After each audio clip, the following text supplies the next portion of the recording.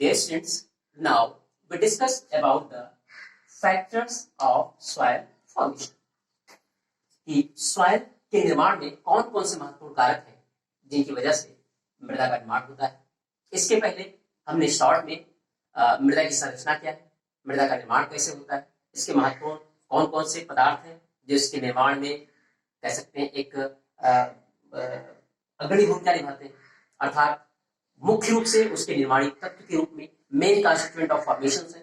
ठीक, अब इसमें देखते हैं आप डायग्राम के माध्यम से कुछ चीजों को क्लियर किया गया है।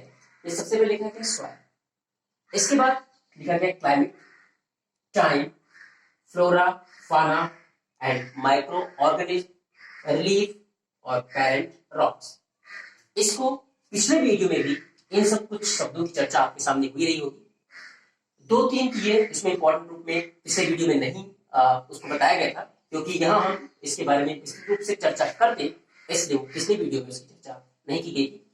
यहाँ देखते हैं, first of all the main important part, the main important constituent of the soil formation is parent rocks. Parent rock are basically the igneous rocks. By the different climatic conditions and different agents of the weathering materials, they weather the rocks and convert into the disintegrated rocks.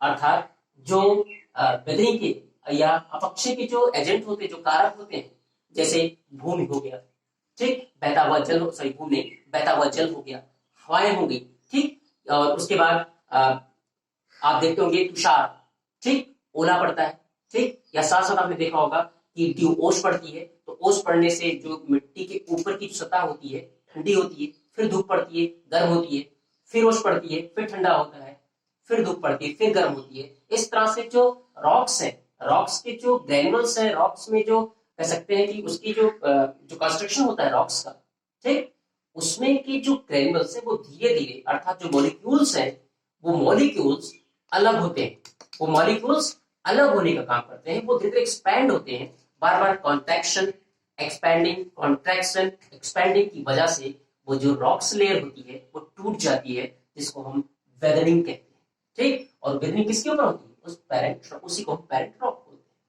तो soil formation की सबसे important चीज क्या होती है? Parent rocks, अर्थात ऐसी rocks जो वेदर्ड हो सके, ठीक।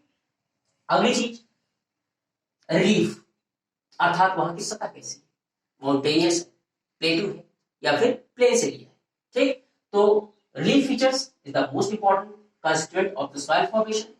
Relief features relief features show the quality of the soil.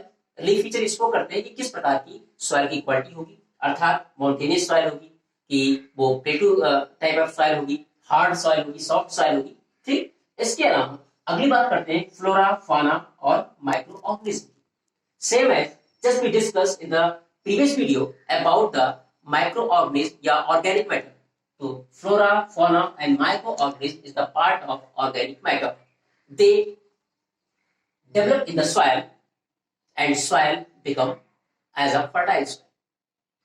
Flora, fauna, microorganisms develop in the soil, in the weathered material, in the parent rocks, and they convert soil as a fertile soil, as a productive soil. Okay? So it is the important constituent. Next thing is the climate. Climate is the most important factor of the soil formation, because you know that just like I say that about when the climatic condition is very harsh. Harsh are two types. Harsh दो प्रकार की हो सकती है, एक तो बहुत ठंडी हो जाए और दूसरी बहुत ही गर्म हो जाए। तो दोनों ही condition, very hot and very cold condition में ह्यूमन बीइंग सर्वाइव नहीं कर सकता, ठीक। अगर मान लो कोई एक ऐसा एरिया है जहां पर रोजाना बर्फबारी होती है, फिर उसके बाद धूप खिलती है, फिर बर्फबारी होती है, फिर धूप खिलती है, फिर बर्फबारी होती है, स्नोफॉल होती है, उसकी वजह से अभी हमने बताया कि सॉइल की जो अपर लेयर है वो क्रैक हो जाती है, और क्रैक होने की वजह से वो धीरे धीरे अपनी जो ओरिजिनल रॉक्स होती है उससे वो अलग हो जाती है। उसी को क्या बोलते हैं? वेदरिंग कहते हैं। वो किस पर डिपेंड है? क्लाइमेटिक कंडीशन, ठीक। अगली चीज टाइम। हमने आपको बताया था कि soil formation take a long time.